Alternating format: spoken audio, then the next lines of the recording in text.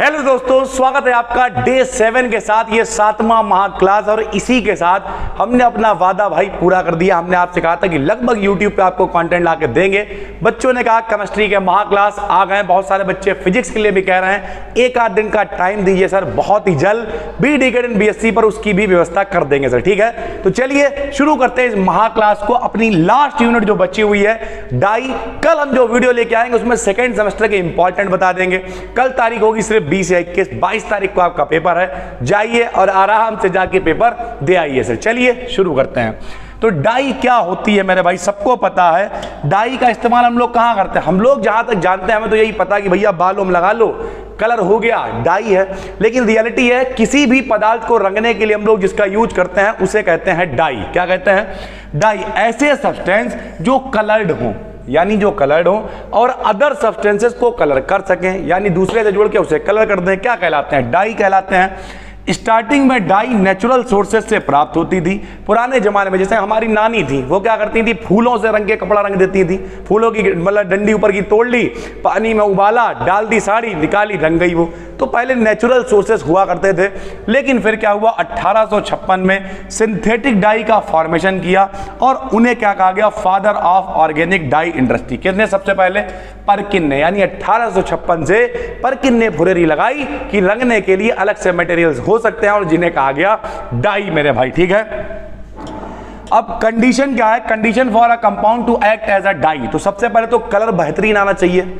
अगर डाई में अच्छा कलर, आकर्षक रंग आ रहा है, इसका मतलब वो एक अच्छी डाई है। इसका रंग धूप है, ऊष्मा है, पानी है, इन सब में खराब नहीं होना चाहिए। अच्छा कलर आ गया, धूप में पहन के मतलब इधर लाल हो गया, इधर नारंगी हो गया, हल्का हल्का कलर सफेद हो गया, तो बेकार है, ऐसी डाई किसी काम की नहीं है। सोप है, वाटर है, डिटर्जेंट है, धोने पर स्टेबल रहना चाहिए, यानी धुलाई के बाद भी अच्छा रहना चाहिए, वही एक परफेक्ट डाई होगी। दूसरे सब्सटेंस पर स्टेबल कलर करे, यानी कलर जो है वो स्टेबल होना चाहिए। अगर बाई चांस किसी चीज को रंगा गया है तो एक स्टेबिलिटी मिलनी चाहिए, तब ये अच्छी डाई मानी जाएगी सर, ठीक है। फिर मेरे भाई कलर एंड कॉन्स्टिट्यूशन, इसमें दो थ्योरी हैं, एक क्विनॉइड थ्योरी है, एक क्रोमोफोर ऑक्सोक्रोम थ्योरी है। इस वाली थ्योरी को किसने दिया था? ओटो विट ने दिया था। क्या कहा था? क्रोमोफोर्स क्या होते हैं? कुछ मल्टीपल बॉन्डेड ग्रुप्स होते हैं जो कलर शो करते हैं, यानी जिनमें किसी में ये ग्रुप पाए जाएंगे मेरे भाई, ये ग्रुप पाए जाएंगे। NO2 पाया जाए किसी में, CO पाया जाए किसी में, ये पॉलीथीन ग्रुप किसी में पाया जाए, क्विनॉइड स्ट्रक्चर किसी में पाया जाए, ये सारे के सारे कलर शो करेंगे। क्या शो करेंगे? कलर शो करेंगे। दूसरा क्रोमोजेन क्या होंगे? वो कंपाउंड जिनमें क्रोमोफोर पाया जाएगा उन्हें कहेंगे क्रोमोजेन। ये देखो, ये लोग क्या करेंगे? ये कलर शो करेंगे, लेकिन जिनमें ये पाए जाएंगे उन्हें हम लोग क्या कहेंगे? क्रोमोजेन कहेंगे। जैसे ये पूरा इसका नाम है नाइट्रोबेंजीन, तो ये क्या हो गया? क्रोमोजेन हो गया। इसके अंदर NO2 है, इसलिए ये कलर्ड है, तो ये NO2 क्या है? क्रोमोफोर है मेरे भाई, ठीक है। उसी तरीके से देखो एजोबेंजीन हो गया, ठीक है, बीच में एजो ग्रुप पाया जा रहा है। ऑक्सोक्रोम, ये ग्रुप खुद भैया कुछ नहीं करेंगे, लेकिन ये क्रोमोफोर की जो है पावर को बढ़ा देंगे, एक तरीके से उत्प्रेरक का काम करेंगे, कैटलिस्ट का काम करेंगे। ये ग्रुप जब क्रोमोजेन में प्रेजेंट होते हैं तब ये कलर की इंटेंसिटी को बढ़ा देते हैं, यानी उसकी ताकत को बढ़ा देते हैं। ये कलर के डेवलपमेंट के लिए रिस्पॉन्सिबल नहीं होते। दो प्रकार के होते हैं मेरे भाई, पहले होते हैं एसिडिक ऑक्सोक्रोम, दूसरे होते हैं बेसिक ऑक्सोक्रोम। कुछ यहाँ पे हमने एसिडिक ऑक्सोक्रोम लिख दिए हैं, कुछ बेसिक लिख दिए हैं। मल्टीपल वालों को ऐसे ही पता होना चाहिए, पूछेगा निम्न में एसिडिक ऑक्सोक्रोम कौन है, निम्न में बेसिक कौन है, लिख लोगे। नॉर्मली आप अगर थ्योरी वाले हो तो पता होना चाहिए, ठीक है सर। फिर डाई के बारे में लिखा वो पता ही है। फिर है क्विनॉइड थ्योरी। क्विनॉइड थ्योरी किसने दी है? आर्मस्ट्रांग ने दी है। इन्होंने कहा जिसमें क्विनॉइड स्ट्रक्चर होगा उसे कहेंगे मेरे, वो कलर शो करेगा सर, ठीक है। तो यदि किसी कंपाउंड में क्विनॉइड स्ट्रक्चर प्रेजेंट हो तो ये कलर्ड हो जाता है तथा इसे डाई के रूप में यूज कर सकते हैं। क्विनॉइड स्ट्रक्चर सर जी क्या होता है? लो, ये होता है क्विनॉइड स्ट्रक्चर। जैसे मेरे भाई ये फिनोप्थिलीन है, देखो फिनोप्थिलीन में यहाँ पे क्विनॉइड स्ट्रक्चर दिखाई दे रहा है, ठीक है भाई। फिनोप्थिलीन में यहाँ पे है क्विनॉइड स्ट्रक्चर, इसी वजह से हम लोग कह रहे हैं कि फिनोप्थिलीन जो है वो कलर्ड होता है या फिर कलर शो करता है सर, ठीक है। फिनोप्थिलीन पहली डाई है, बहुत सारी यहाँ पे डाई है जो आपको पढ़नी है। पहली डाई जो है मेरे भाई वो है फिनोप्थिलीन। करना कुछ नहीं है, ये है थैलिक एनहाइड्राइड। क्या है मेरे भाई? Phthalic anhydride. ये दो फिनॉल है, क्या है? दोनों फिनॉल। HHO यानी H2O निकल जाएगा, इन्हें हमने इससे जोड़ दिया, ये बनेगी फिनोप्थिलीन, लेकिन ये कोई कलर नहीं शो करेगी, कलरलेस होगी। फिर हम क्या करेंगे? यहाँ लिख के दिखाएंगे। ये डाई नहीं है, ये वाटर में इनसॉल्युबल है, घुलती नहीं है, लेकिन बेस में घुलकर तब ये कलर देती है सर। तो अब हम लोग क्या, ये जो बना है इसे हम लोग बेस में घोल देंगे, यानी NaOH में हमने घोल दिया। NaOH मतलब क्षार यानी बेस तक, ठीक है, इसमें हमने घोल दिया। ये जो अब बन के आया इसका आयन, पहले यहाँ पे क्या था, पहले यहाँ कुछ नहीं था, लेकिन अब इसके साथ में आके Na जुड़ गया है। तो जब Na जुड़ गया, जब इसका सोडियम सॉल्ट जुड़ गया, तो ये पिंक कलर, रेड कलर, इस तरीके के कलर देगी और इसका यूज इंडिकेटर के रूप में किया जाता है। सर जी इंडिकेटर क्या होता है? सूचक, जो किसी अभिक्रिया के पूर्ण होने की जानकारी देता है उसी इंडिकेटर यानी सूचक कहते हैं मेरे भाई, ठीक है। इसके कई टॉपिक, ये पूरा टॉपिक हमने लाइव आके 1 घंटे पढ़ाया था। बहुत सारे ऐसे टॉपिक, कार्बोहाइड्रेट क्या है, ग्लूकोज क्या है, सारे मोस्ट इंपॉर्टेंट टॉपिक हमने अलग से भी पढ़ा रखे हैं। तो कोई दिक्कत है तो प्लेलिस्ट डिस्क्रिप्शन में सारे टॉपिक, वो कार्बोहाइड्रेट हो गया, ग्लूकोज हो गया, जितने भी इंपॉर्टेंट टॉपिक है लगभग हमने बना रखे हैं, डिस्क्रिप्शन में प्लेलिस्ट डाल देंगे। सारे महा क्लास देख डालो, जितने इंपॉर्टेंट है उन्हें अलग से देख डालो, जाके पेपर दे आओ, बात खत्म हो गई मेरे भाई, ठीक है। तो यह है फिनोल्फ्थालीन, काफी इंपॉर्टेंट है, यह डाई नहीं होती और इस तरीके की पूरी चीजें होंगी। अगली है मेथिल ऑरेंज, यह भी एक इंडिकेटर ही होता है। मेथिल ऑरेंज कैसे काम करेगा? यह है सल्फोनिलिक एसिड, ठीक है। डाई एजोटाइज सल्फोनिलिक एसिड सबसे पहले बनाएंगे। डाई एजोटाइज क्या होता है? जहां पे N2 आ जाता है, यहां पे N2 आ गया, यह है डाई एजोटाइज सल्फोनिलिक एसिड सर, ठीक है। दूसरे स्टेप में इसे उठाएंगे, इसकी डाई मेथिल एनिलीन से रिएक्शन कराएंगे। सर जी डाई मेथिल एनिलीन क्या होगा? लो यहां देखो, सबसे पहले तो एनिलीन क्या होता है, लो यहां देखो, जब भी कभी इस तरीके से रिंग के ऊपर NH2 चल रहा होता है उसे कहते हैं एनिलीन। 2H यहां से हटा दो, इसकी जगह पे 2 Cl लगा दो तो ये डाई क्लोरो एनिलीन। यहां CH3 लगा दो तो हो गया डाई मेथिल एनिलीन। यानी रियलिटी क्या है मेरे भाई, डाई मेथिल एनिलीन से हमने रिएक्शन करा दी। HCl यहां से निकाल देंगे, इसका H इसका Cl अलग हो गया। जो अपने पास बन के आएगा उसकी फिर रिएक्शन कराएंगे डाइल्यूट NaOH से। आराम से बैठ के देखिएगा, एक बार कॉपी पे खुद लिखिएगा, आराम से, कुछ नहीं हो रहा। HCl निकल रहा है, बेसिक सी चीजें निकल रही, बहुत आराम से काम हो रहा है, ठीक है। फाइनली जो बनेगा वो कहलाएगा मेथिल ऑरेंज। ये भी एसिड बेस्ड टाइट्रेशंस में एसिड काय के लिए इंडिकेटर के रूप में यूज किया जाता है। इंडिकेटर मतलब रिएक्शंस के कंप्लीट होने की जानकारी देते हैं, टाइट्रेशंस के कंप्लीट होने की जानकारी देते हैं, प्रयोग यानी हो गया है उसकी जानकारी देते हैं मेरे भाई, ठीक है।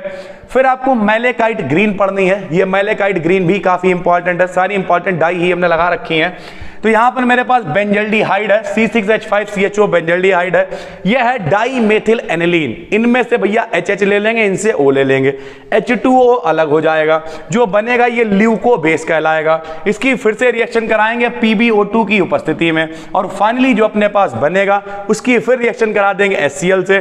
HCl से क्रिया कराने के बाद H2O को अलग करा देंगे। जब H2O अलग होगा तो फाइनली जो बन के आएगा वो कहलाएगा मैलेकाइट ग्रीन। क्या कहलाएगा? Malachite green. यह वूल यानी ऊन हो गई, सिल्क हो गया, इन सबको डायरेक्ट कलर कर सकती है। कॉटन को रंगने के लिए काम में आती है, ठीक है। मॉल्डेंटिंग के रूप में यूज होती है। मॉल्डेंटिंग क्या होता है? जो मटेरियल डायरेक्ट नहीं चिपकता है तो उसके लिए किसी एक्स्ट्रा मटेरियल की जरूरत पड़ती है, तो उसके लिए भी इसे यूज किया जाता है सर, ठीक है। फिर फ्लोरीसीन एक डाई है। फ्लोरीसीन क्या होती है? अपने पास रिसोर्सिनॉल है, अपने पास थैलिक एनहाइड्राइड है, दोनों को जोड़ देंगे, H2O से भैया रिएक्शन करा देंगे। सारी चीजें दे रहा है। यहाँ पे देखिए एक चीज छूट गई है, इसे सही कर लीजिएगा। यहाँ देखिए, यहाँ पे OH, ये वाला OH जो है सर छूट गया है, ठीक है। बाकी सारी चीजें लिखी हुई हैं। H2O मेरे भाई अलग हो जाएगा, ठीक है। H2O यहाँ से अलग हो जाएगा, बाकी सारी चीजें जुड़ जाएंगी, और जुड़ने के बाद जो बन के आएगा वो होगा कलरलेस। उसकी फिर मेरे भाई वैसे ही बेस में रिएक्शन कराएंगे NaOH की उपस्थिति में, ठीक है। बनेगा रेड ग्रीन इन एल्कली, ये रेड ग्रीन कलर देगा और ये कहलाएगा मैलेकाइट ग्रीन सर, ठीक है। इस तरीके की डाइज है। इसका यूज ये कहलाएगा फ्लोरीसीन। इसका यूओसिन वगैरह बनाने में होता है मेरे भाई, ठीक है। उसके बाद आ गया इंडिगो डाई। इंडिगो डाई के बारे में सब लोग जानते होंगे। महात्मा गांधी ने जो जिंदगी में पहला केस लड़ा था, चंपारण आंदोलन जो हुआ था, वो इंडिगो डाई के चक्कर में हुआ था। वहां पे कई सारे किसान थे, ठीक है, जिनकी जिंदगी और मौत का सवाल हो गया था एक तरीके से, क्योंकि जब अगर बाहर से डाई आ जाती तो जो किसान लोग खेती कर रखे थे, उस डाई के करने से उनकी फसल भी बंजर ही हो चुकी थी और कुछ कर नहीं सकते थे जमीन पे। और अंग्रेज लोग क्या कर रहे थे? इंडिगो डाई लेके आ रहे थे। तो उन्होंने फिर जो वहां पे 1 to 1 बातचीत हुई थी, और वहां पे एक व्यक्ति था राजकुमार शुक्ला सर, ठीक है। उनके कहने पर भी गांधी जी चंपारण गए, बहुत सारी बातचीत हुई, डिस्कशंस हुए। तो इस तरीके से उन्होंने पहला केस लड़ा वो चंपारण ही था। पहली उन्होंने जीत समझी भारत के लोगों की अंग्रेजों के ऊपर सर, ठीक है। हालांकि बहुत बड़ी चीज रही थी लेकिन थी, शुरुआत छोटे से ही होती है। तो ये मेरे भाई इंडिगो डाई होती है, पहचान में आना चाहिए। गहरे नीले रंग की होती है, वाटर, अल्कोहल, ईथर इन सब में नहीं घुलती है लेकिन क्लोरोफॉर्म में घुल जाती है। इसका यूज कॉटन को कलर यानी जितने भी सूती चीजें होती हैं उन्हें कलर करने में किया जाता है सर, ठीक है।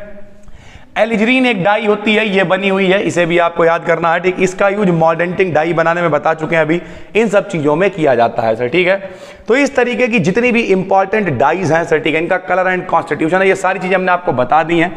अब जरा मेरी बात बहुत ध्यान से सुनिए सर, ठीक है। आज हमने आपको टोटल 7 क्लासेस दी है सर, आराम से समझिएगा। 1 2 3 4 5 6 7, ठीक।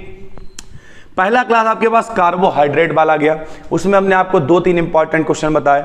दूसरा आपके पास प्रोटीन वाला गया होगा, 2-3 इंपॉर्टेंट बताए।